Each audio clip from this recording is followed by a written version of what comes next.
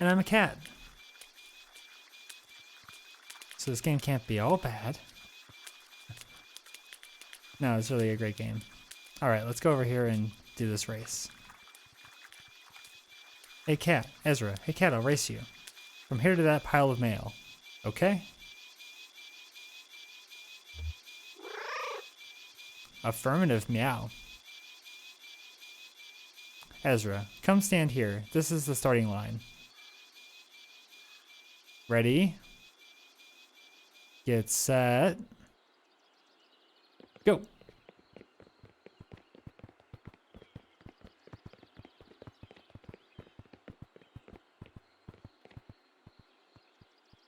Ezra, all right. Ezra, wow, you're pretty fast. I'll get you next time. But he won, I think. I ran past him, but... huh. Well...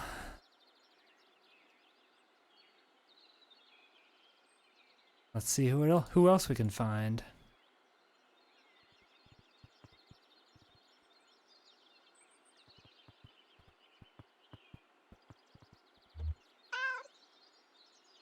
Greeting, meow.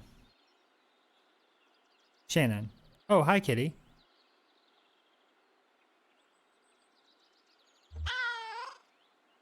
Chatty, meow. Shannon. Yes, it's a beautiful day. I guess the weather was pretty bad last night, though.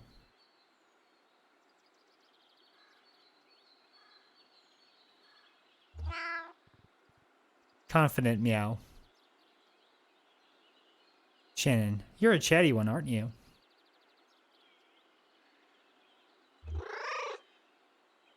Fanciful, meow. Sure, whatever you say.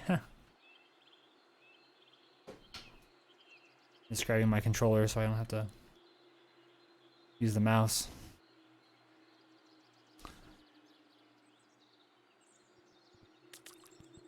There we go.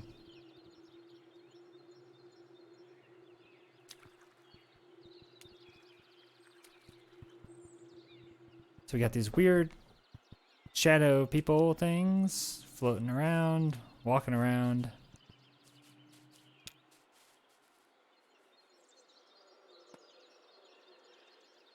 Get rid of this thing. There. She watched him. She stood in her own shadow. A few deer hunters and talkers walked past, but said nothing to the seer. Didn't even look. She studied the path.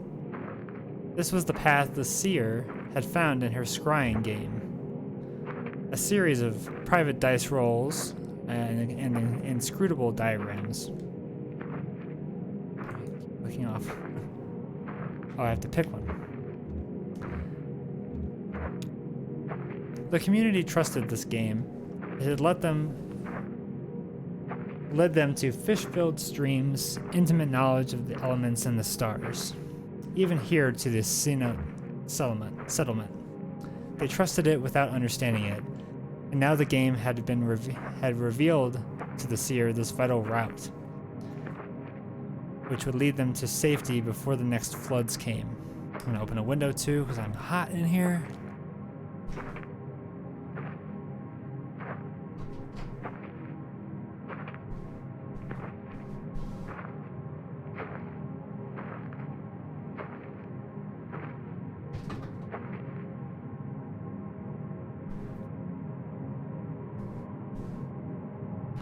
Alright, that's better.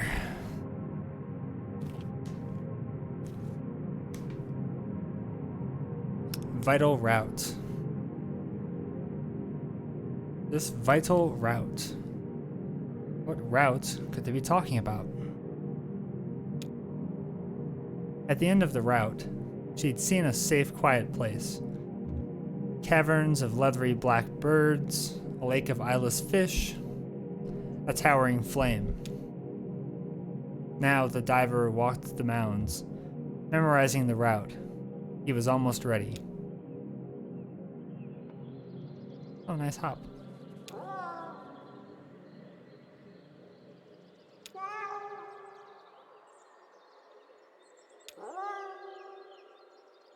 Anybody down there?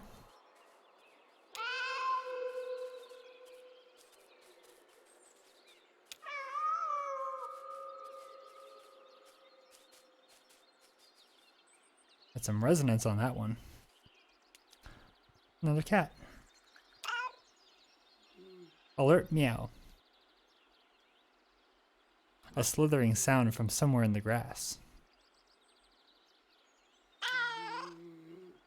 Cautious meow. Silence.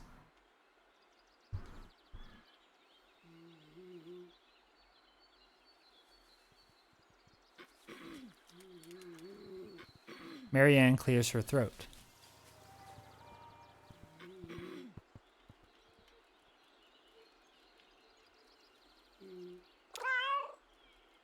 Inquisitive meow. Marianne. Well, hello.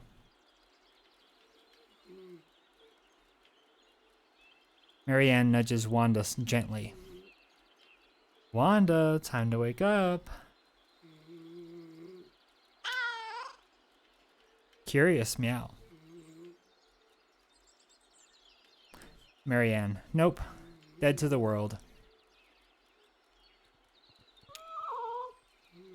Probing meow. Marianne. Just try again later, I guess.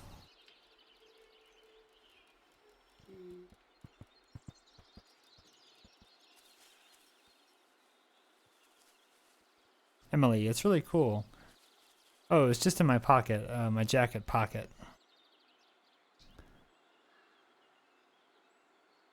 Is it special? Bob. It's exactly the one we need to play this game. 20 sides. Emily, you play board games? Shannon, I'm more into screens, I guess. This was actually someone else's jacket. I'm sure he doesn't need that anymore. It's cool, Ben, it's cool that it glows in the dark. Now we just need a dark place to play, huh? Emily, my friend's uncle said that you could use his basement. Bob, perfect. I'll hold on to this. Emily, don't lose it. Bob, I will guard it with my life.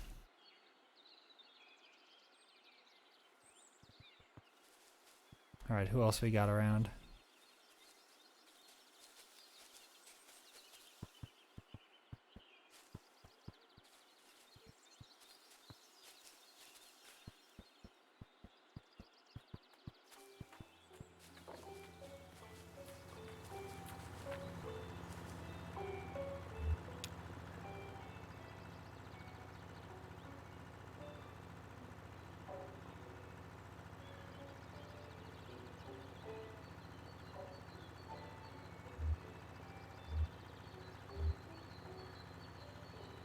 Ezra. There you are. I think this other cat was looking for you. Will you be a family now?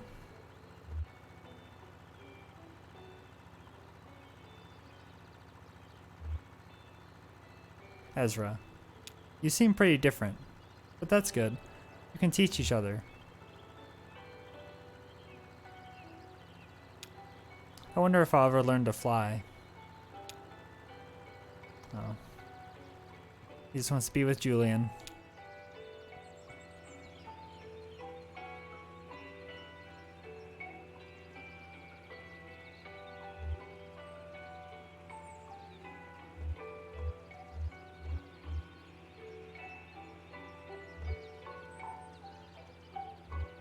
Clyde.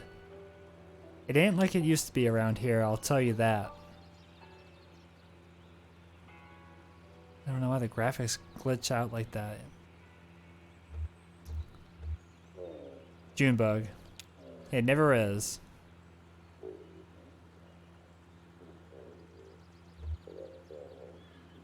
Clyde. Ha! You're right about that. Cass always used to say... I'm ducking myself. Junebug, tell me about Cass.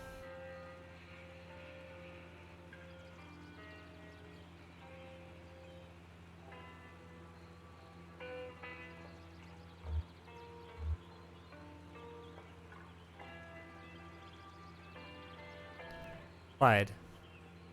She was a smart lady. No, she was a wise lady. Knowing her, I came to see the difference. We relied on her cards for every major decision.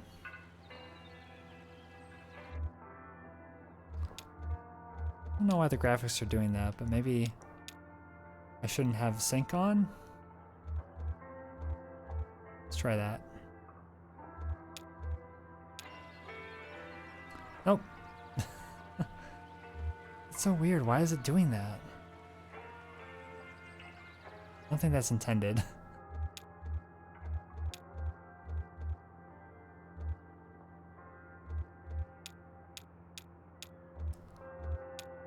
Huh.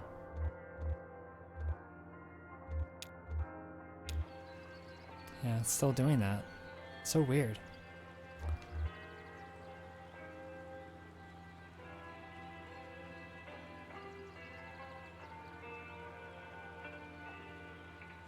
There was one thing Cass always insisted on about this place. No roads, leading in or out. Oh, it can always fly.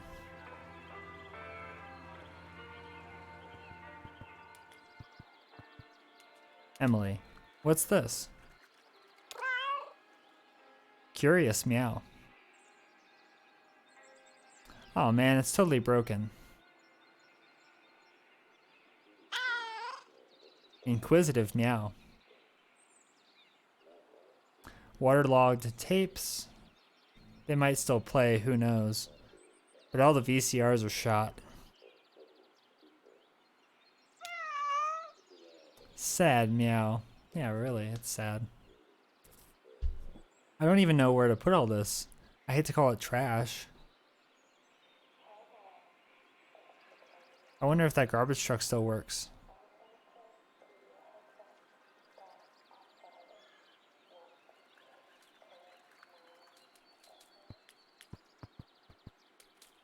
Nikki. Until finally it just gave way. But you did good work. It's not your fault. They didn't let you finish this, that's all.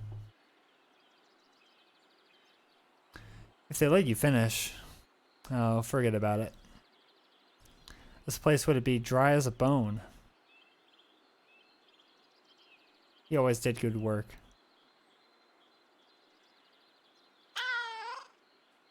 Inquisitive meow. It's a memorial.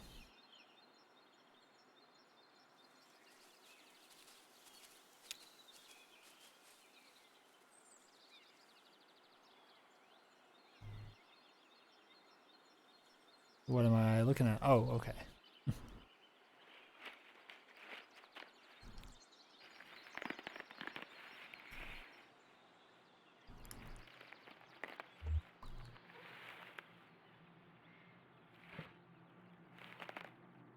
Rita tore up weeds.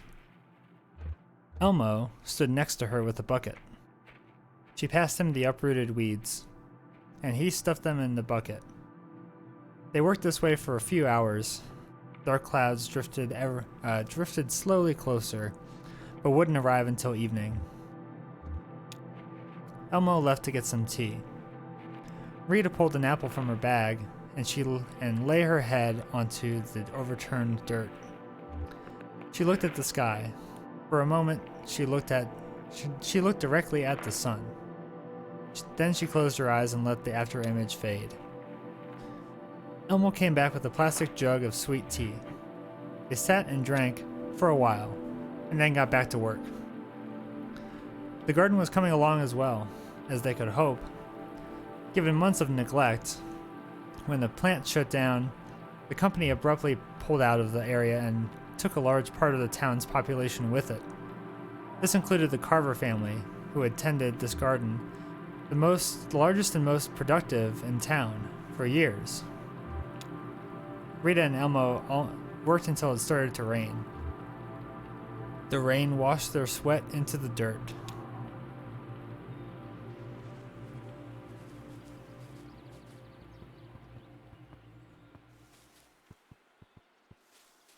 Fences are no match for me. Alright, who else have we not seen? Johnny. Yeah, I'd be worried about that too. Nikki. Well, and it isn't just the rodents. The floors are mostly rotted, I think. You'd fall right through. I'm surprised they're still standing after last night. Johnny. All the buildings? Nikki. No, most of them have good bones. Just the ones the power company built are rotten. Johnny. Oh, okay. Nikki. Yeah, the power company moved in here a while back and set it up like their own little town. For the workers. Johnny. But they didn't build them too good, huh? Nikki. It's garbage. They couldn't be bothered. Nikki. I lived in that one over there, in fact, when I first came to work here at the power plant. Johnny. Oh yeah? Nikki. I wouldn't set foot in there now, though.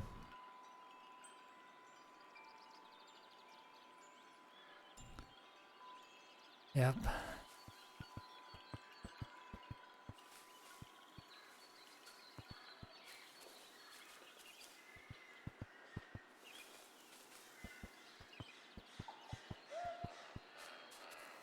Okay, what else? Can I go over here and talk to the crows?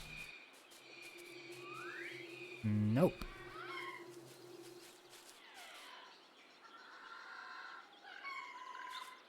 Oh wow, the game just stuttered for a second. What is going on with these glitches? Flora. Choppy seas today, Captain.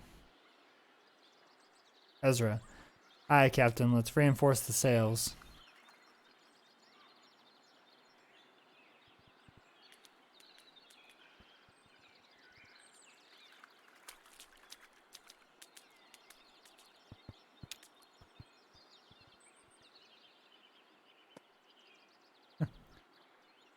Clyde lay on his back on the runway, hands folded behind his head, halfway between dreams and the afternoon sun. He entertained the momentary delusion that he'd survived the plane crash, and he was vaguely unhappy when the dream faded. Coming into land, he'd slammed into a truck. The driver probably thought the runway was another road. The roads were full of trucks coming and going these days, filling the town with strangers ever since, but he couldn't remember any more of the dream. It was fading quickly and irretrievably, in that uniquely frustrating death of past dreams.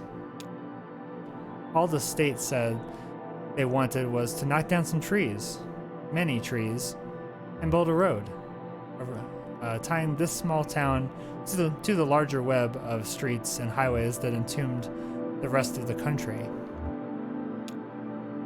It would bring in new goods, new people, maybe even some cash from tourism. Many of the residents supported the idea, but Clyde and his inner circle of stunt pilots turned mail carriers knew that a road would be the end of their secluded paradise.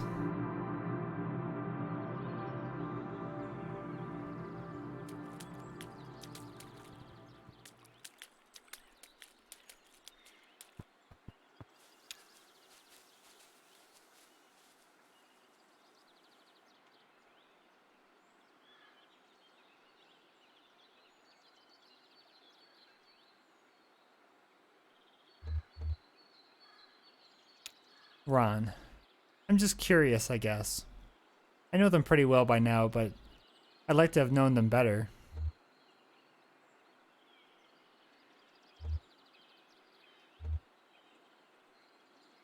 There's one I think is called Jorge.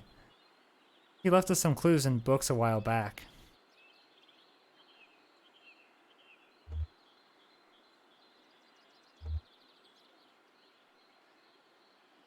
Sometimes Rita finds a book from the old library, and we leave it out for him. I think he likes that. I've got to imagine he likes it anyway.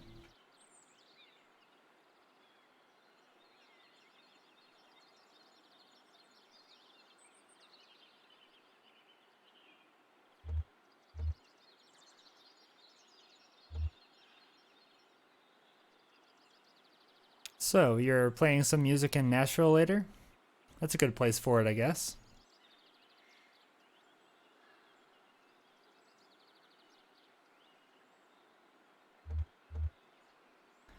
I have a gig. Clara, I have a gig at an art gallery. The idea is to play the theremin for 24 hours uninterrupted. It will be difficult, but rewarding, I think.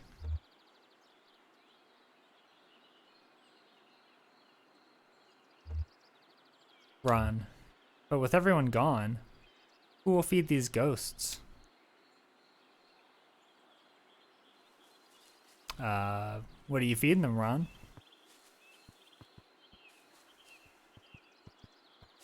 What do you feed a ghost?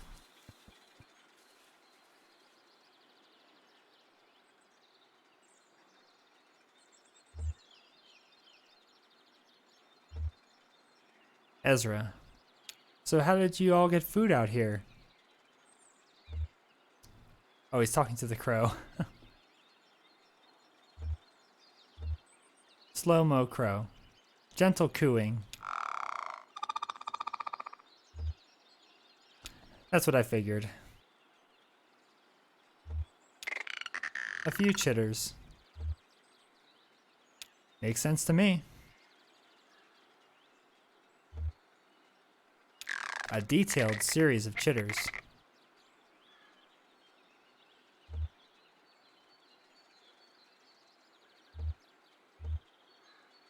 I guess we could, but it sounds like a lot of work. One confident caw.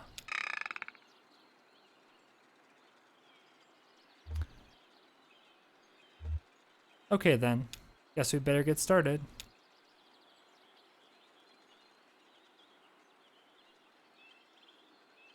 Be right back.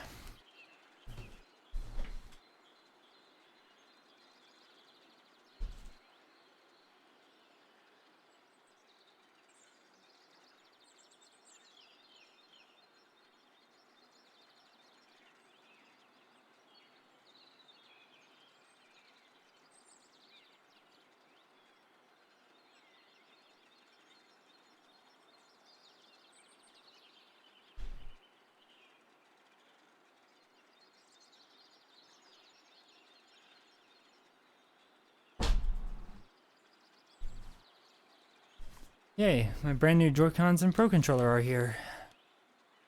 Nice. Alright.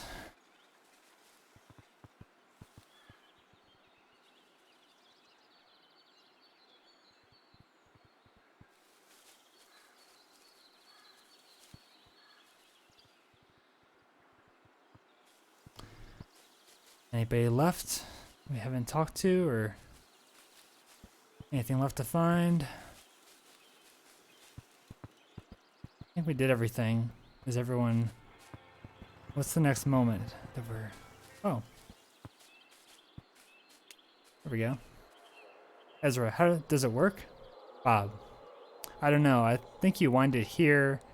No, it doesn't work. Ezra, I could probably fix it. Bob. Oh, you could definitely fix it, my man. And then you'd have a new robot friend. And then I'd have a new robot friend.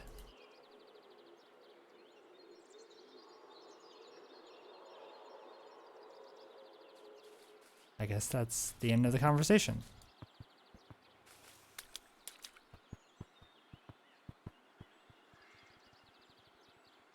Okay. Where'd everybody go?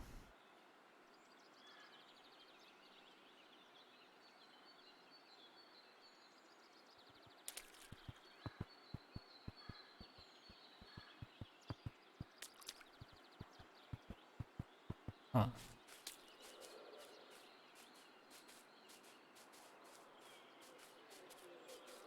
And they just disappeared. Where is everybody? Oh, here we go.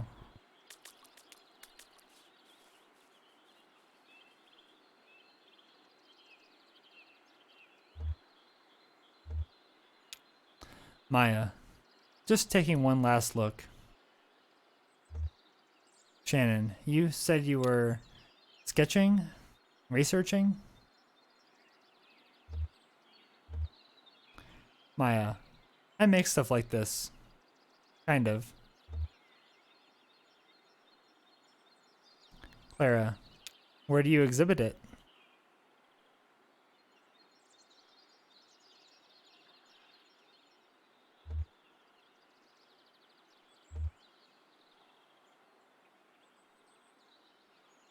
Maya, I have one in the grass by an office park in Indiana. I think people sit on it and eat their lunch. It's beautiful, right? This big mound.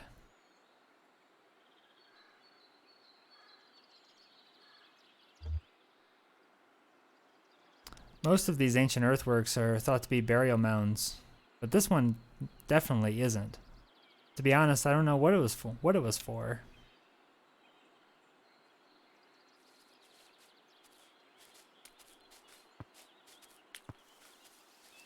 Ron, heavier than they look. Sure, everyone's heavier after they've passed. It's only natural. The spirit has no weight. In fact, it lifts us up a little bit. It lifts us up a little. Greeting, meow. Oh, it's you again. Friendly meow. Yeah, well, feel free to pitch in.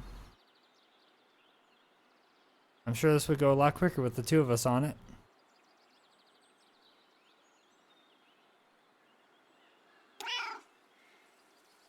Argumentative meow. Busy, huh? What, left the sunbeam up?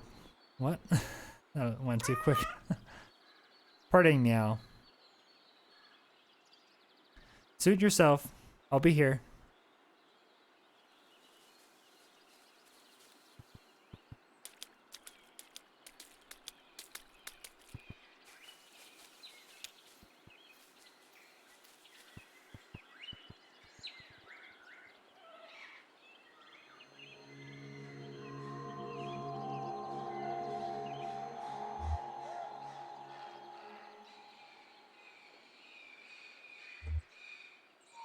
Rita, do you know how long you have to be asleep before you can start dreaming? Ezra, sometimes I think I'm dreaming even when I'm awake.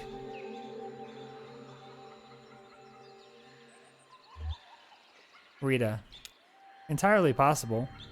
Even if you never go to sleep, you'll start dreaming on your feet.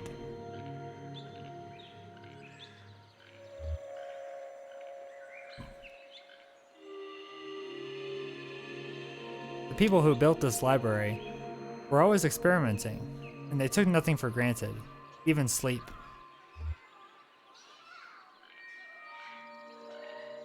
They called themselves the people of nothing, fearless experimenters.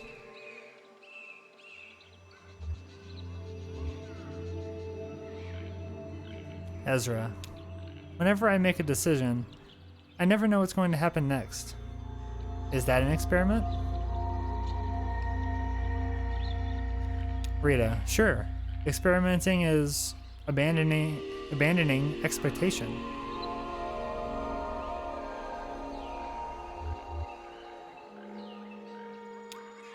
You'd fit in here. You'd fit right in here. Sure, it's a mess right now, but there's some residual energy from those fearless experimenters. That's getting loud.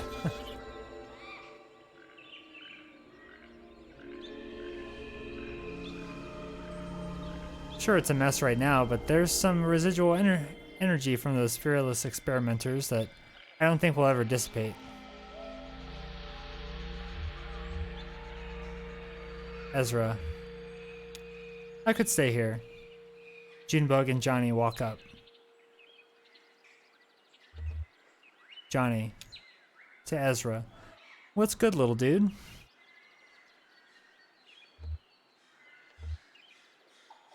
Ezra.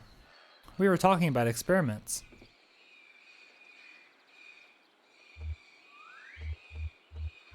Rita. To Ezra. Is this your family?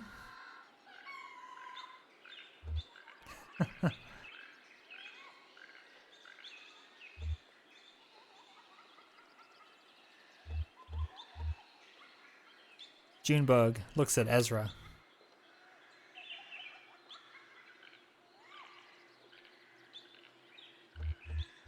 Ezra. Yeah, that's right. This is my family now. And Ron dug a grave.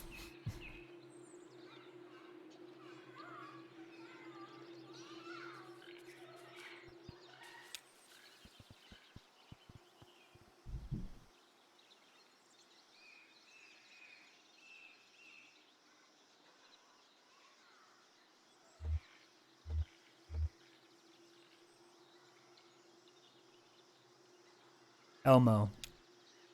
And ever since then, I've just been treating it like the little cafe for the town. Johnny. Oh yeah? You like to cook?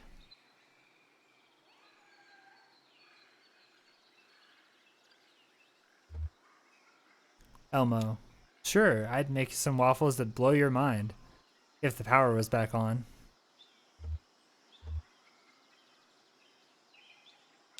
I will take my waffle recipe to the grave. Johnny. That's okay. I don't really eat. Elmo. No, I guess you don't.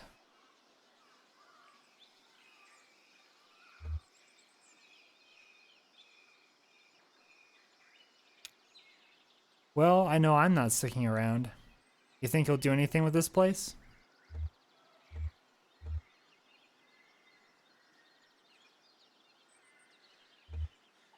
Johnny. We'll think of something. What are the acoustics like?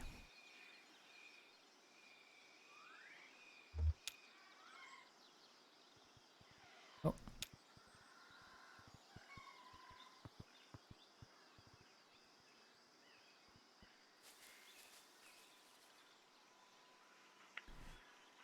"3A.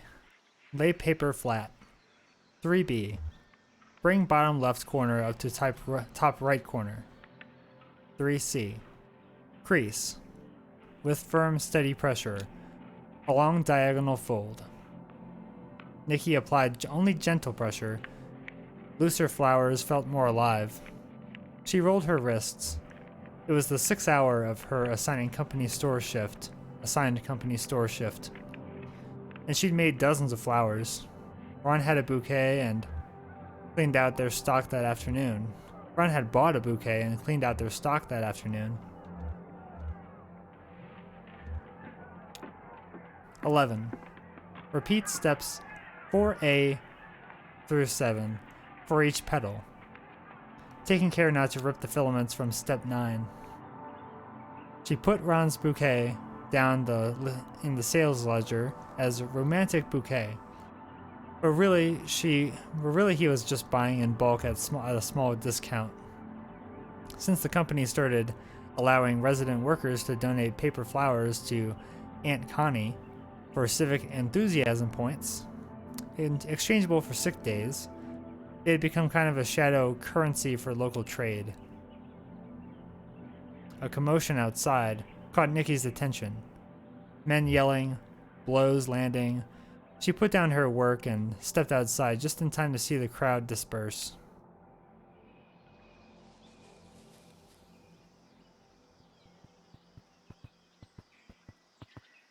Rita. Hey, this book's in pretty good shape. The City of Ladies. Interesting. Curious meow. No, I've never read it either.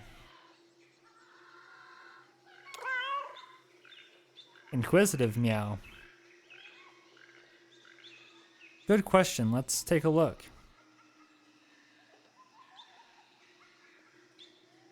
Here we go. Minerva, Circe, Sappho, and some ladies from the Bible. Oh, I'm back.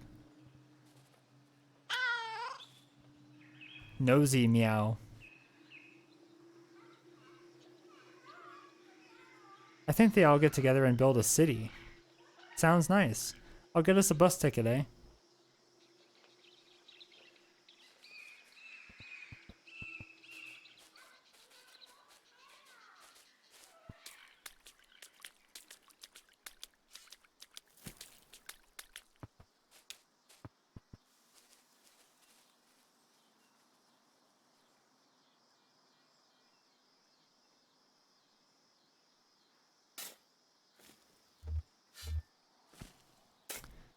Six feet? That's the standard. Standard for people anyway. But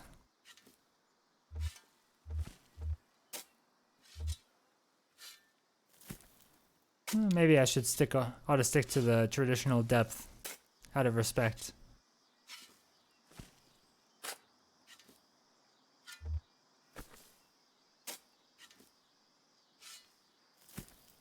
Is that respect? To treat them like us? Or is it more respectful to treat them like what they were?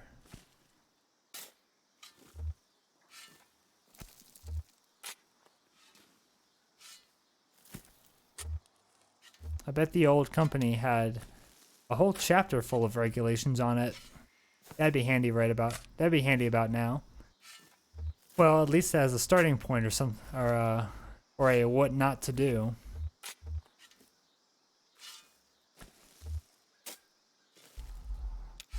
They built so much. They ought to be here still, cleaning up. I guess they left the vacuum power company.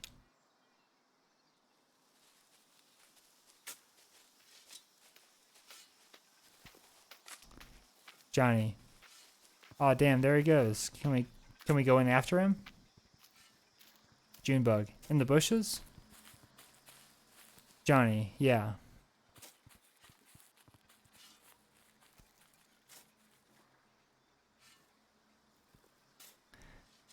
Junebug. After the raccoon? Johnny, yeah.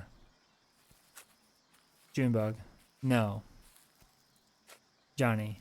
But Junebug. It's probably full of thorns. Johnny. Yeah, but raccoon. Junebug. It's not happening. Johnny. Okay. Junebug. Oh, don't pout. Tell you what, if that raccoon comes back into town, we'll leave some food out for him. Johnny. Yes, ma'am. Shannon. Hey.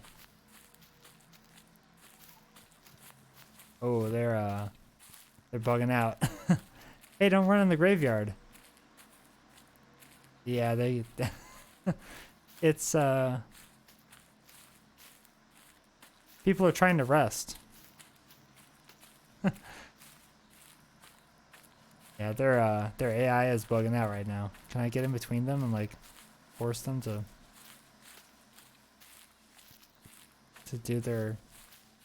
Probably doesn't matter, but annoyed meow. Shannon, agreed.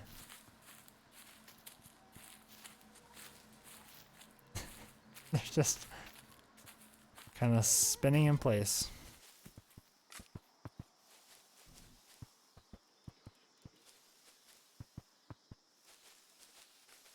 Anybody back here? Nope.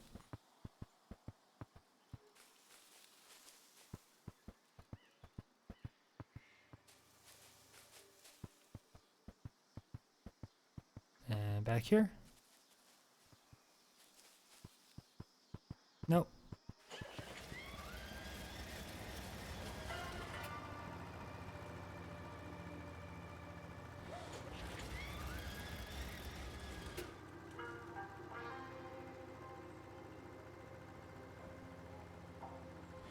No dialogue here. Just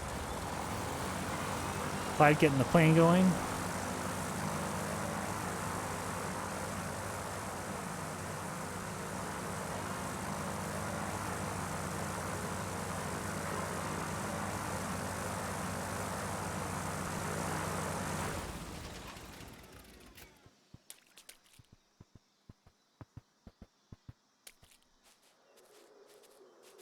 Junebug. I really like this knife. Johnny. It has an aura. Know what I mean?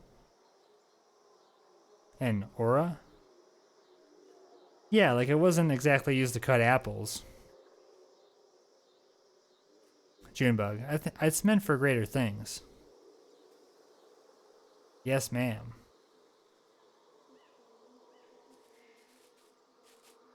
Should probably go the same direction.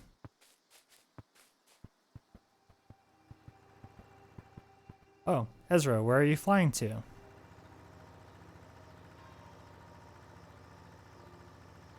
Clyde. Flying? Huh. I'm just checking to see if everything's working okay. Ezra. You could fly her somewhere if you wanted to, though, right? Clyde. Of course. Ezra. So why don't you? Clyde. Here we go. Keep your distance now. I better get out of the way too.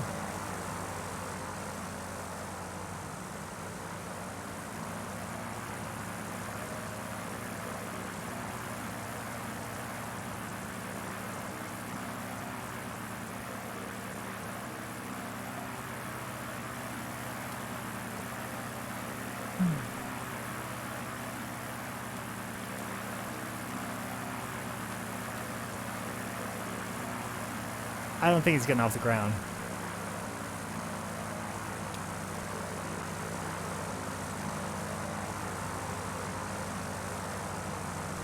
Clyde and Cass sat cross-legged in the shade of a light aircraft.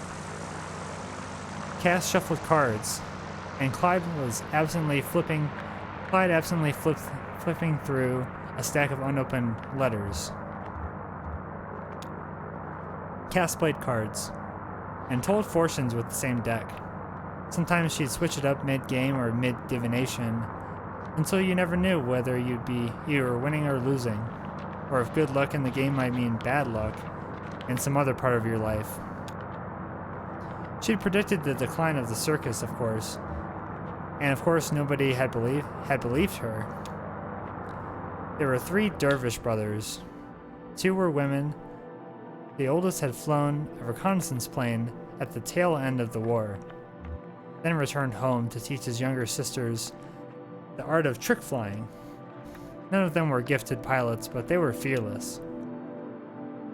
Demand for aerial stunts having faded almost completely, and many of their company having died or aged out of their profession. Clyde and Cass found for their remaining pilots a steady flow of contract work, delivering mail to remote rural areas. But this place was abandoned. Cass's cards predicted they'd be here for quite a while.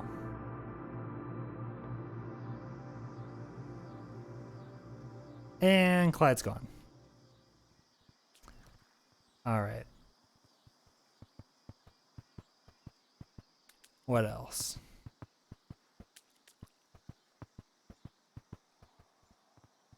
Thanks for hanging out, y'all. Hope you're enjoying the scene in your day so far.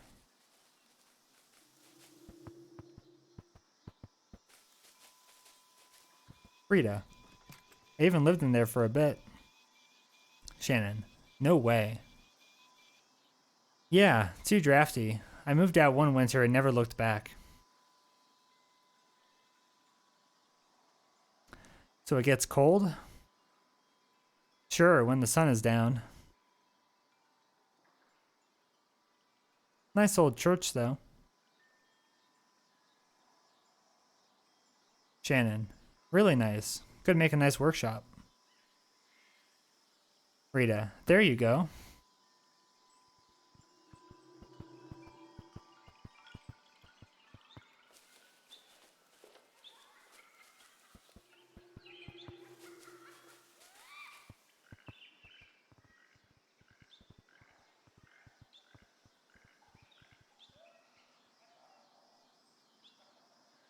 Anything to say? Near? Nope, I guess not.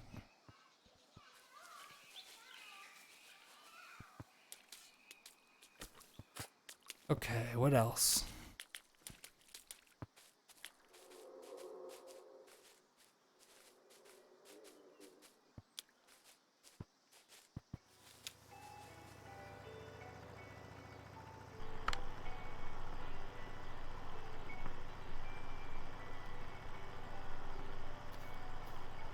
Wanda. Into tape recorder. Part 4. Subsection G. Notes on inhabitants.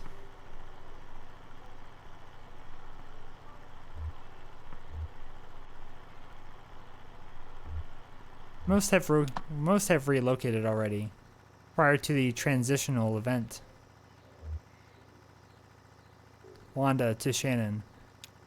Resident or visitor? Shannon. I haven't decided yet.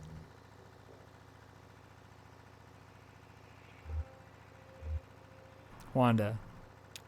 What would you do here? It's in ruins. Shannon. No, I wouldn't say that.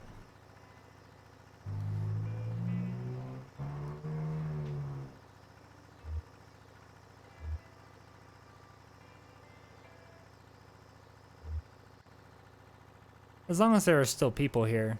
It's not a ruin yet. Wanda. If you say so.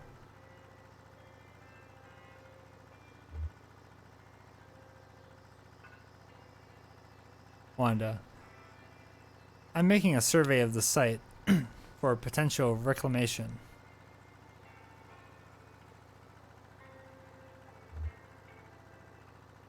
Initial results are promising. I think this may be the moment we finally reclaim this ghost town. Huh, so it sounds like the Bureau of Reclaimed Spaces has had their eye on this place.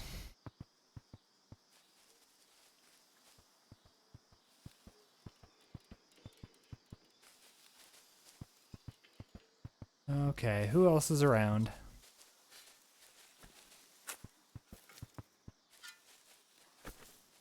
Ron, hand me that rag, would you? The one with the embroidered bird on it.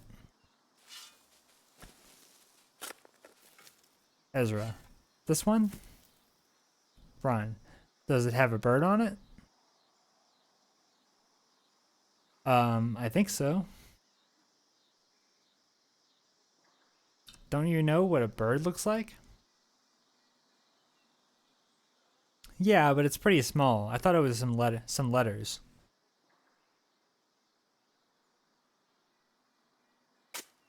I guess that could be a bird on there. Ron. Well, it's a rag, ain't it? As long as it's a rag, I guess it'll work for mop and sweat. Ezra. Yeah, it's a rag for sure.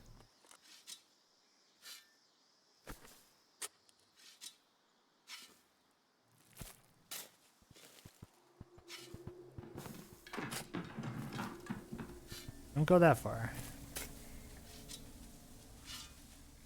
Did I meow here?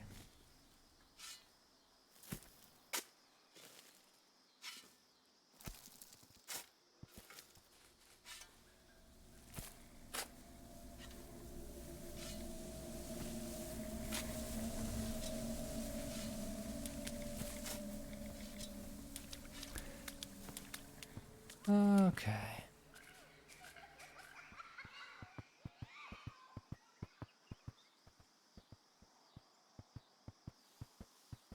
Oh wait, now it's getting weird. But always wasn't already weird enough. So Shannon's back there saying that thing that she said earlier. I wonder if that's actually is it a programming bug or is it actually like, it seems like a programming bug. Like that's the last thing she said to me, like last part of the scene. All right, what am I supposed to do now?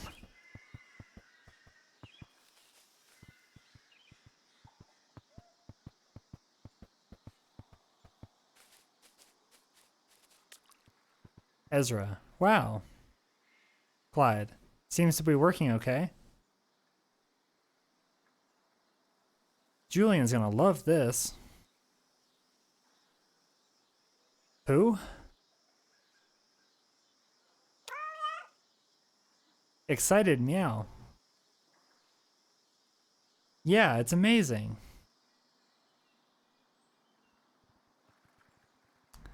Yeah, he can finally fly and be with Julian.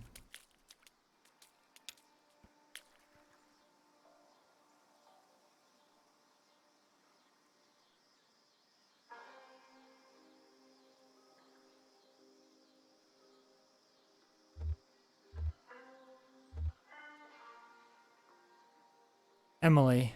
Yeah, I'll miss them for sure. Beautiful creatures and so thoughtful. Junebug. I bet. Where do you think you'll go?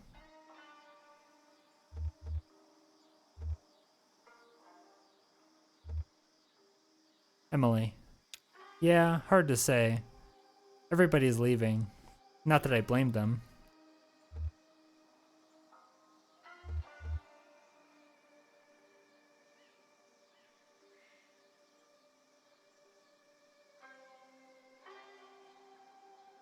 Emily.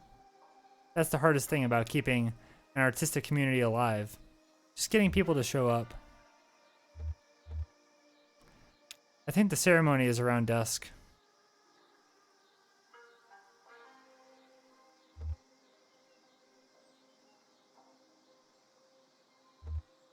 Junebug. Ceremony? Oh, right, the horses. Sorry, the neighbors.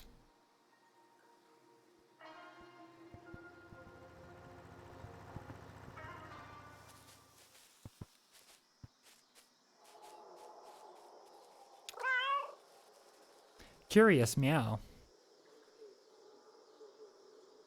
Shannon. Oh, I don't know. Just a bunch of old stuff. It's hard to imagine someone ordering this. Like, these things, specifically. Why these things? This folding rocking chair, it's nice, but it's so peculiar. Someone really wanted this chair.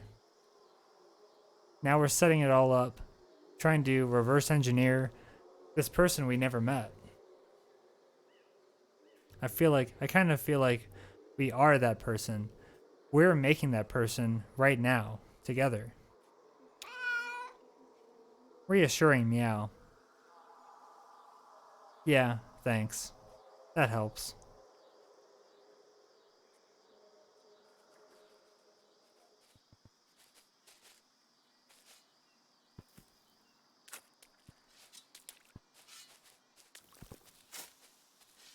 Ron singing.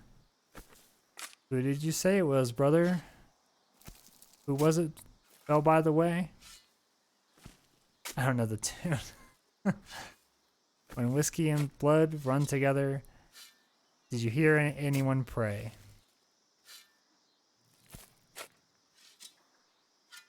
I didn't hear nobody pray, dear brother. I didn't hear nobody pray.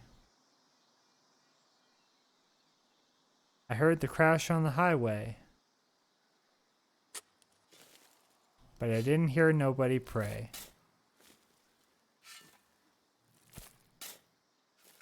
When I heard the crash on the highway, I knew what it was from the start. I went to the scene of destruction, and a picture was stamped on my heart. There was whiskey and blood all over. mixed with glass where they lay. Death played her hand in destruction, but I didn't hear nobody pray. I wish I could change this sad story that I am telling you now, that I am now telling you, but there is no way I can change it, for somebody's life is now through.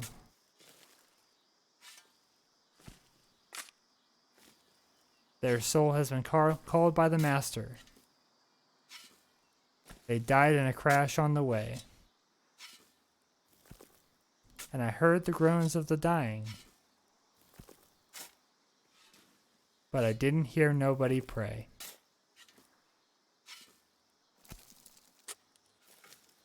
I didn't hear nobody pray, dear brother. I didn't hear nobody pray.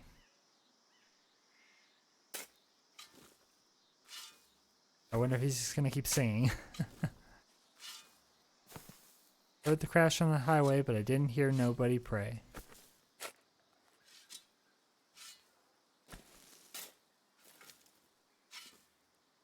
And my controller keeps dying for some reason.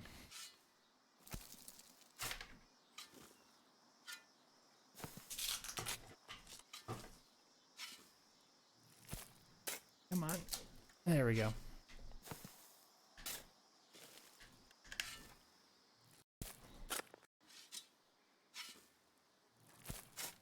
There we go.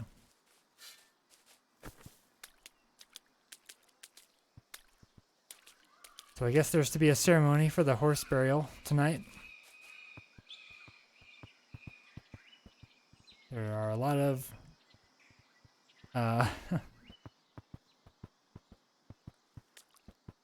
actors where they shouldn't be. What am I even looking for?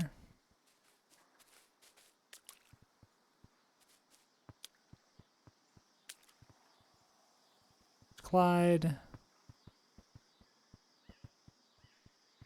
And disappeared again. Okay. Gotta find the next thing.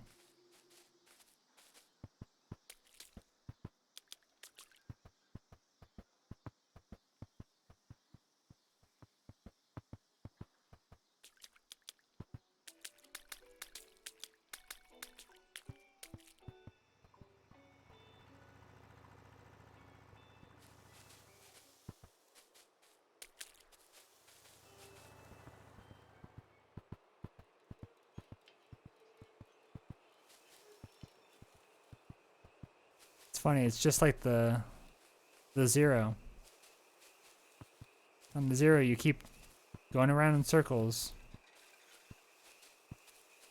and then eventually something's different. Like now it's getting to be nighttime. And here's another thing.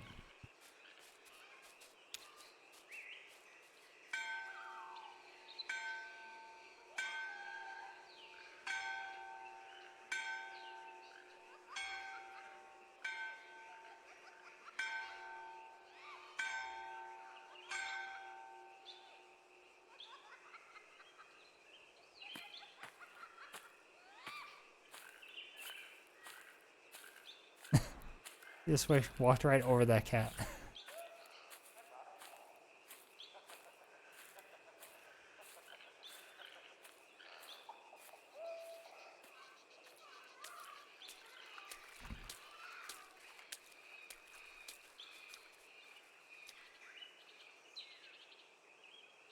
Lots of different kinds of birds up there.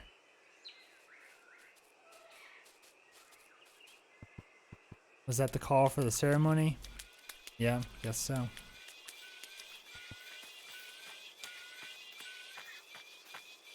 Emily. Hey y'all, thanks for sticking around for this. I know we've all got places to... Well, if anyone still needs to go somewhere to go, be sure to speak up, okay? I think Ron's heading through the woods tonight. Back to the road. If you want a caravan... You staying, Em?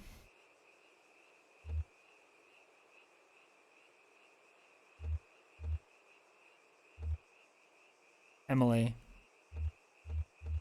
Yeah, sure, I'll stay.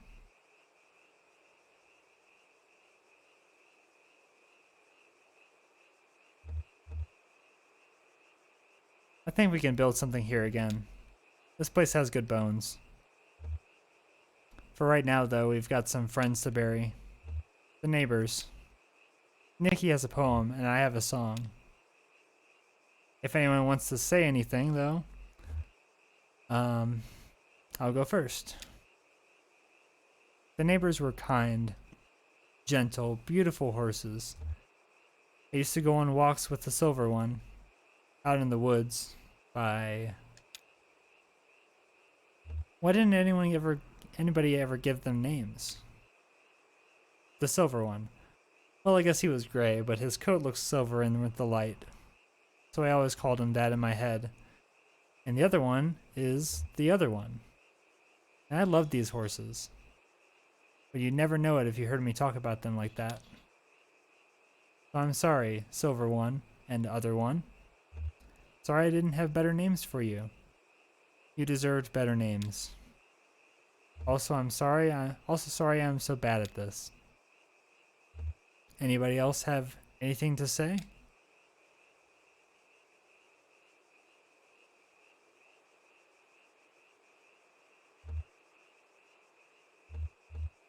Rita.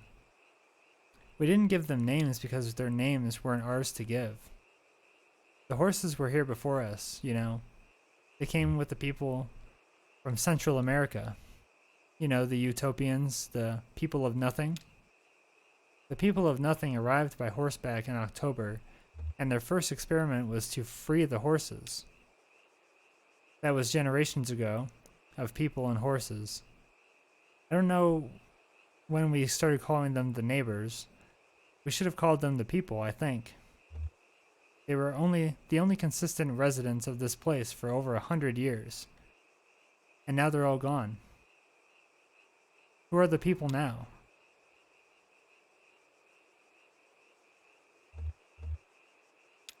Elmo. I was thinking about it when all those canned carrots showed up in the mail. Y'all remember that? Somebody was calling around with some canned carrots that they wanted to be rid of. And I guess the Consolidated Power got word of it. So these cans of carrots showed up in the mail, and we didn't know where they came from at first. I tried some out. No flavor to them. Some of them were gray. Just awful. Rita said that's still okay to eat. Like sometimes carrots just lose their color if they sit in a can too long. But nobody wanted them really. Well, Aunt Connie came on TV with a message like, "Hope the horses are enjoying their treat." And we thought, okay, these are for the neighbors. Sure, horses love carrots, right? But the neighbors wouldn't touch them. Wouldn't even look at them. You'd think they were canned rocks. We opened a couple dozen and set them all out by the water trough. And they were still there a day later. Even the raccoons steered clear. And then, of course, Consolidated sent us an invoice for every can we'd opened. Already made out in company script. How do you like that? Okay, Emily. Okay, I guess we better move on. Nikki, you ready?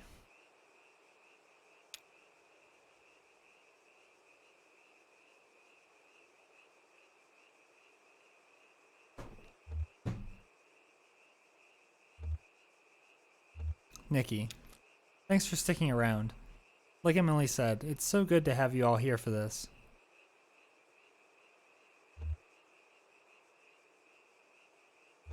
I think the neighbors would have liked this. All of us gathered here. They like to be around people. Maya, you and our other visitors might not know about the out-of-towner. He came here to work for the company, to dig a ditch, and the company worked him good and hard, and for less than he was worth. But it wasn't enough. They had to use him up completely. After that, we became ungovernable. First out of shame, then grief, then anger.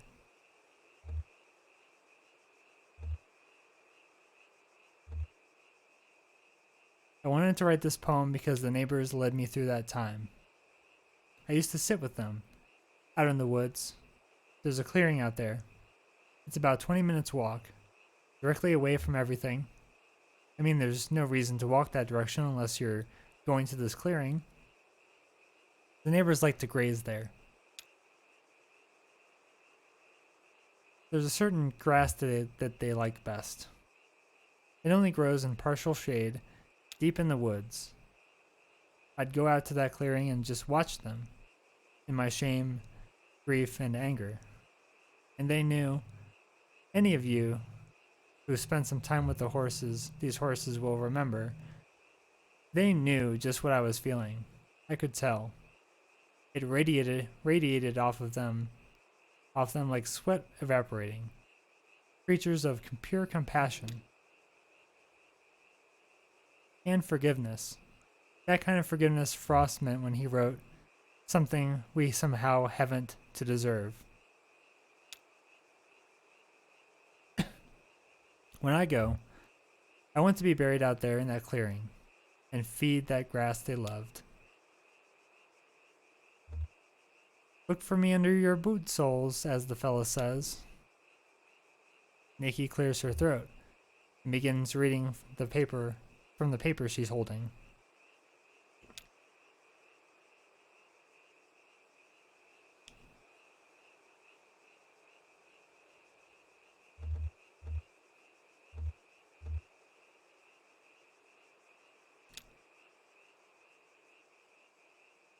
I think the grass will never grow again. Here where it grew so sweet, now only clay will rise to meet the morning air. Who would eat grass now, when our neighbors sleeping lay?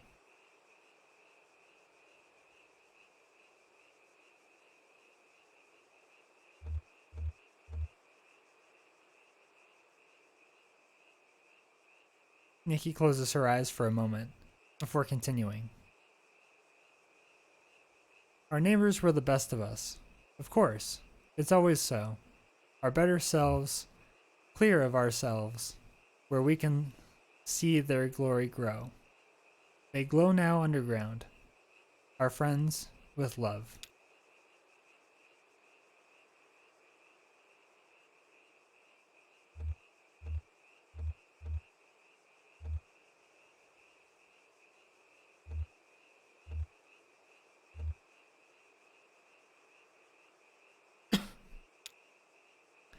Our neighbors left us here, though not alone.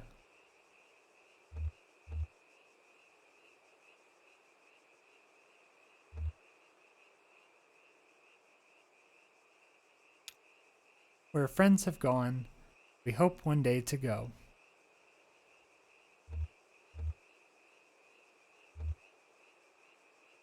Below the earth, in damp and torchlit caves,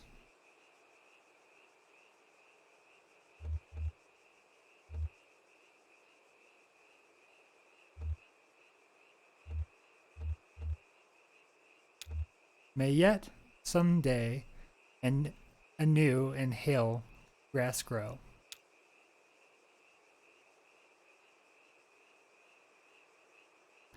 Then we buried the horses. I've heard of a land of joy and peace and wonderful life, a beautiful place of mansions fair and skies so bright, where all who believe the Savior dear forever shall stay. And having been saved by grace divine, I'm going that way. I'm going that way. I'm going that way. Yes, dear, the Savior I adore is with me each day. I'm clinging to Him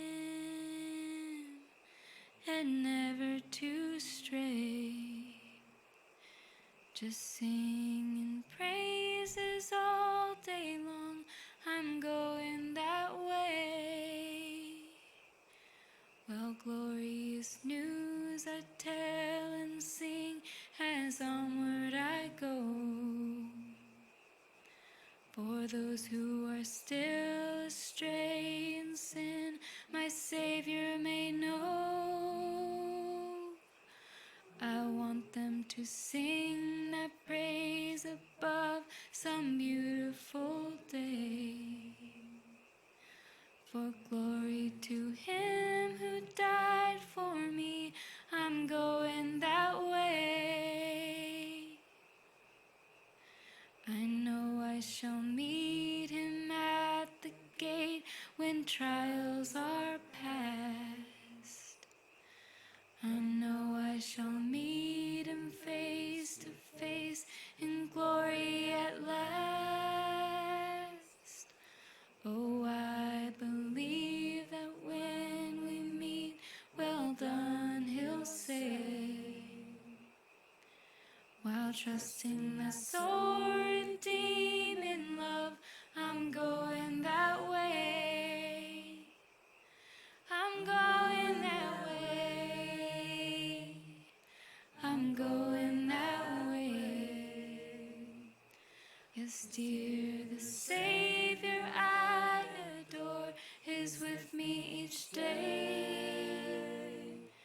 I'm clinging to Him and never to stray.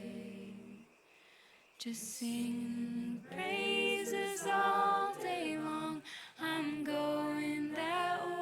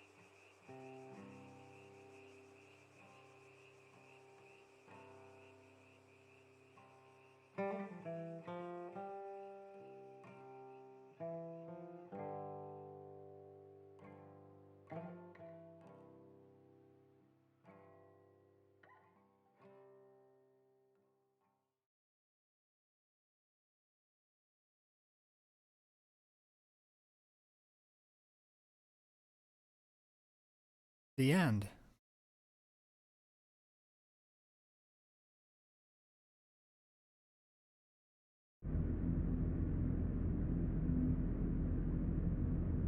That was Act 5. Okay.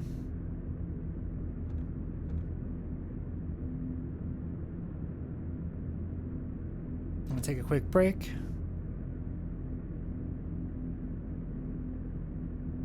Be right back.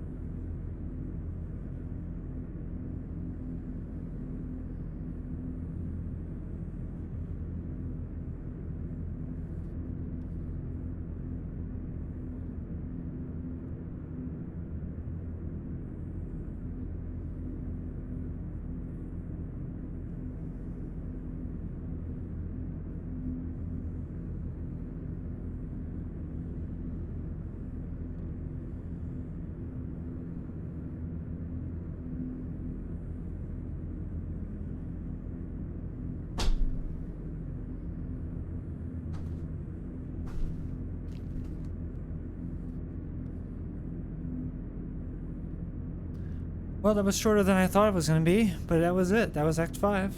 Well, most of it. I played maybe an hour or so of it previously. And yeah, the only thing left to do is play this final interlude that they've placed. God, the graphics, I don't know why it glitches out so much like that. I've never seen that before. Why is it doing that?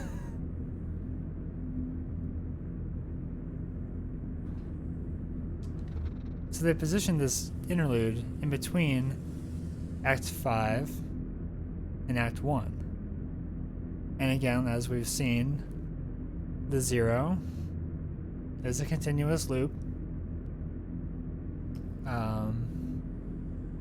That whole act was just in that one scene, and you just kept going around and seeing whatever, what else happens, and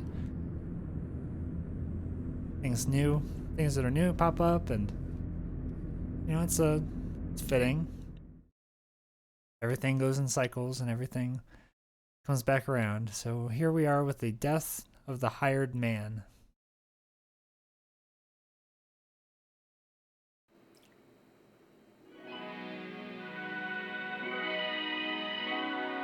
To Love of Red Moon. Brought to you in Technicolor. Harry. Mexico? Carrington. That's what she said. Harry. Damn. Carrington. Oh, she's been there before. Harry. It sounds so far away. Carrington. She lived there for years. Harry. Why'd she come back? Carrington. Ask her. Sometimes it's hard to get a straight answer. Harry. So I recall. Well, that old girl's trouble anyhow. Carrington. I'll tell her you said so. Harry. She'd wear it with pride. She would, wouldn't she?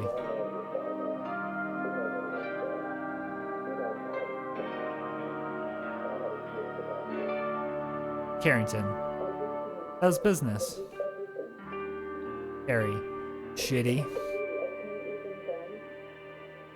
Carrington. Huh. Harry. Sure, you laugh. Carrington. Sorry, Harry. Harry. You laugh, but where will you go to sit and talk all day when they shut this place down? Carrington. Oh, I appreciate the steaks.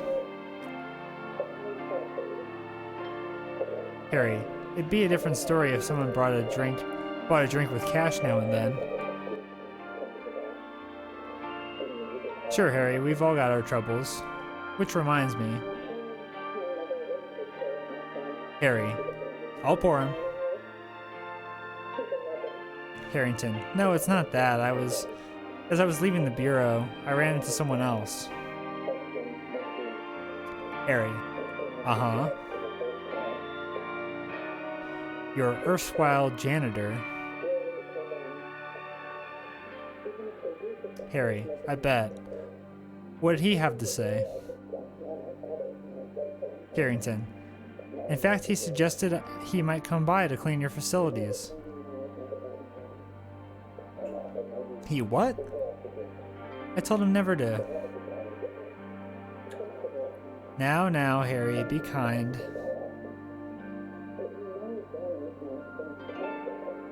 Harry, I told him. Here he is. Now? Quietly. Be kind. Harry, I'm always kind. Carrington, how does it look out there, Brandon? Brandon. It's pretty okay. Carrington. Sure. Brandon. The sun is out. Harry. Imagine that. Brandon. I mean, it's clear skies. Clear skies today.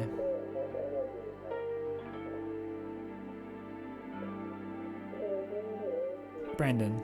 Well, I'll get started.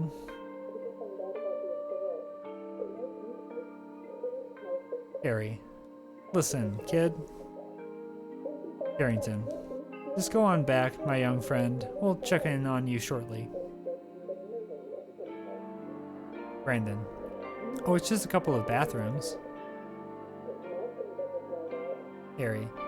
See that attitude? Go on back, Brandon.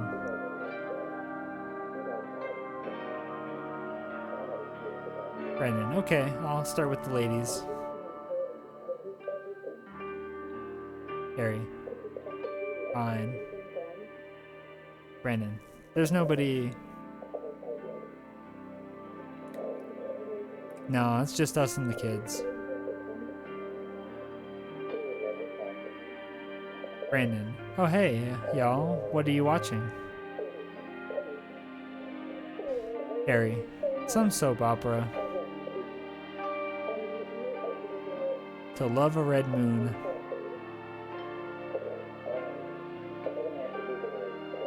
Brandon. Oh yeah, my mom used to watch this one. The woman in this scene, Magda, she's a Martian banker. Her lover is the moon, Demios, but that's, I missed it. It's very compelling. Well,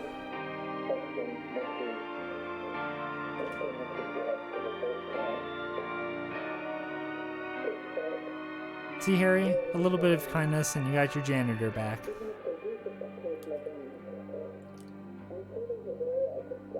When was I ever anything but kind to him? I let him sleep in the office whenever he misses his bus. But he's not dependable.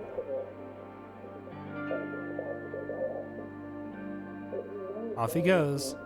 Always when I need him most. Carrington.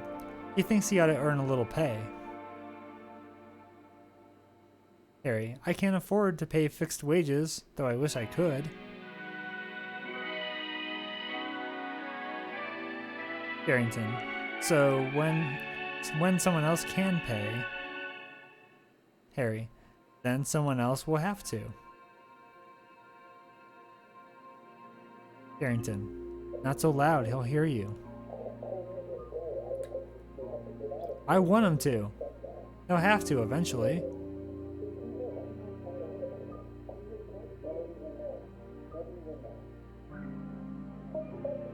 Harry. I believe you are about to pour us a couple drinks.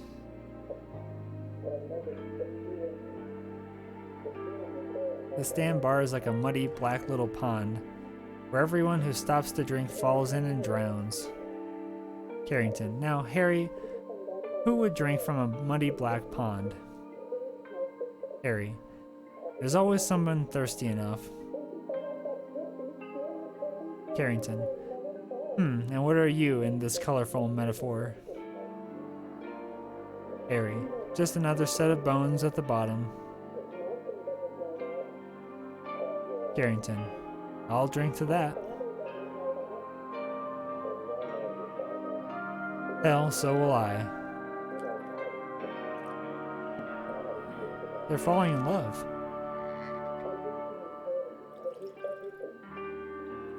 Huh? On TV. So how'd it go? Your plaything. My plaything? You said you put on a play, right? Carrington. I staged an experimental theater production, yes. Harry, pardon me. If you must know, it was a disaster. Sorry to hear that.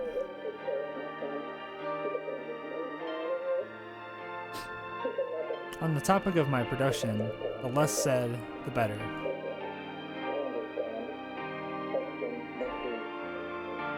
Fine, change the subject.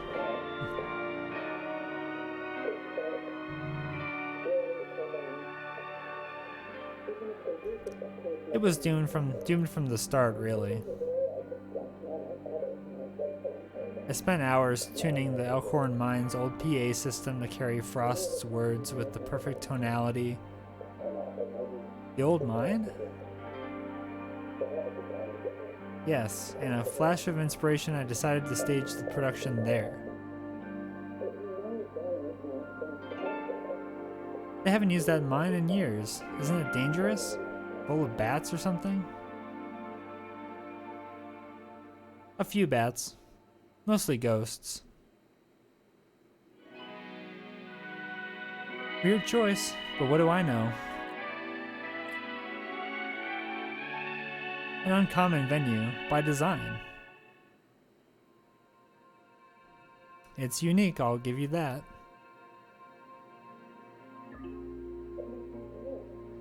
Even if an audience had materialized, there were other gaps in the production. Okay.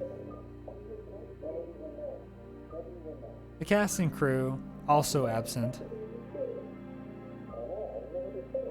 Damn. So I alone stood there at sunrise, with no play, and no audience to miss it.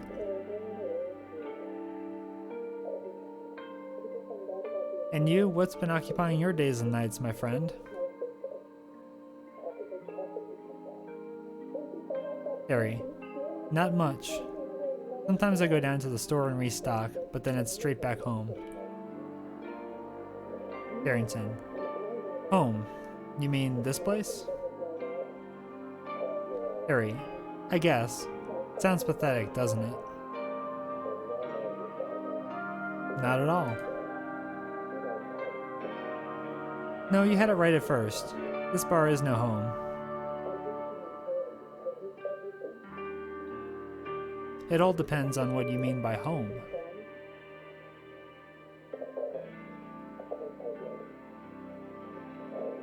Carrington. Talking to Brandon the other day, I got the sense that he sees this bar as a kind of home too. Huh, he's like a dog that walked in off the street.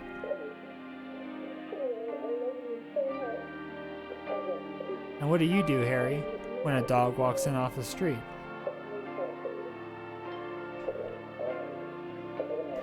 You give him some water. The dog never did anything wrong.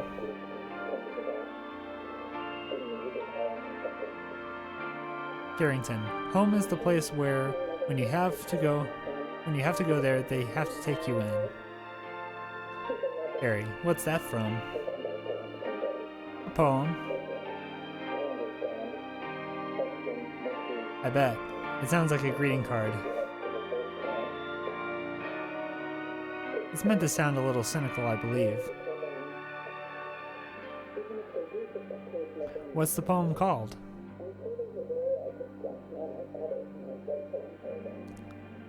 The Death of the Hired Man by Robert Frost.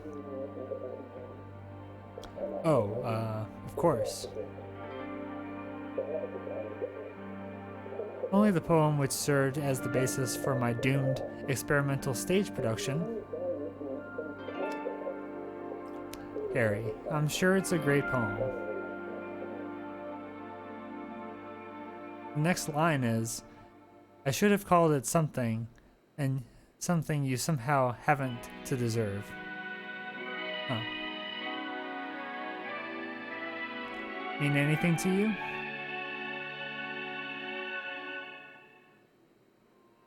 Well, is he a Christian man?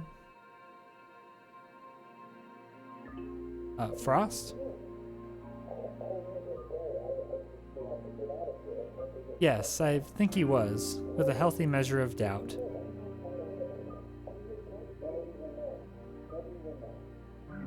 Then it sounds to me like the grace of God. You get it when you're baptized. It's automatic. You don't have to do anything to earn it. You just try to be worthy of it.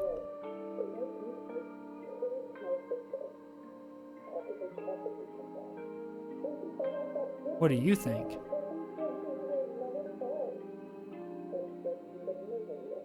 Carrington.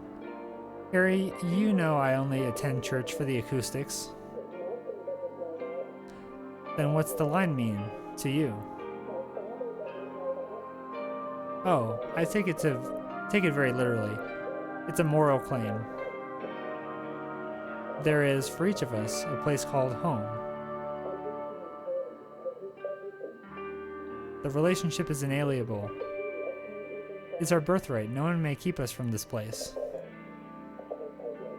Says who, though? I mean, who enforces it?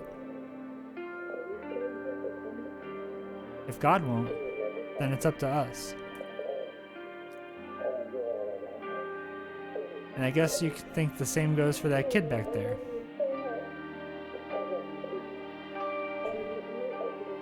Carrington.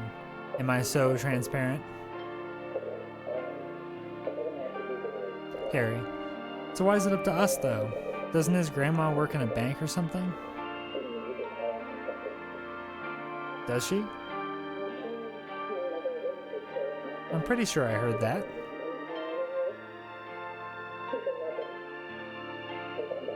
But Harry, don't you think that if he could get help from family... Sure, maybe they had a fight. Carrington.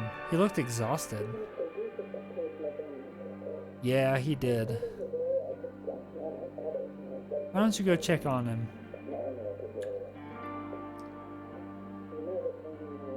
It's kind of quiet back there, huh? Not to scold him, Harry. Just see how he's doing.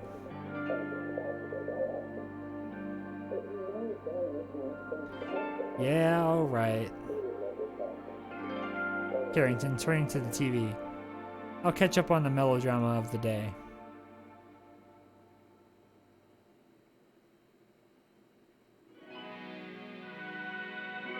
Well, you've been glued to this program all day. What do you make of it?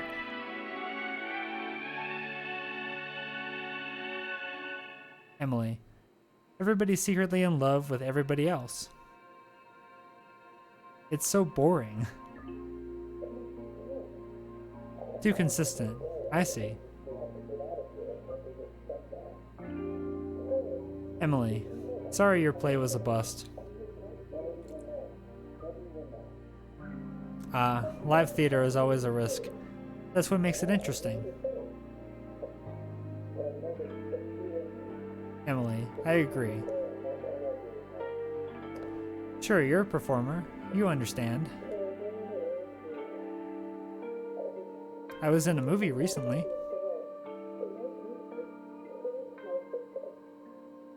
I hadn't heard.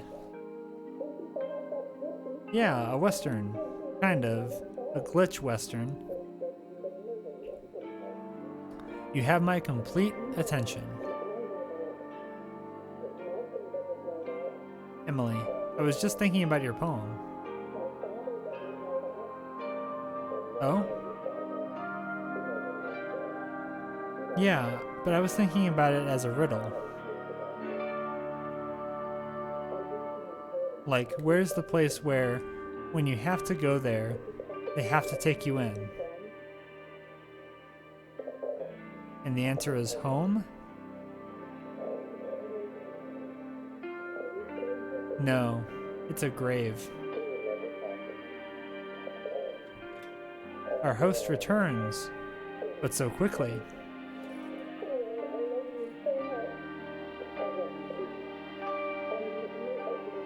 Carrington. Well, did you and the young man have a heart-to-heart conversation? How is he? He's asleep, on the floor, with a roll of paper towels as a pillow. Ah. Try to remember, Harry. No, it's alright. Let him rest.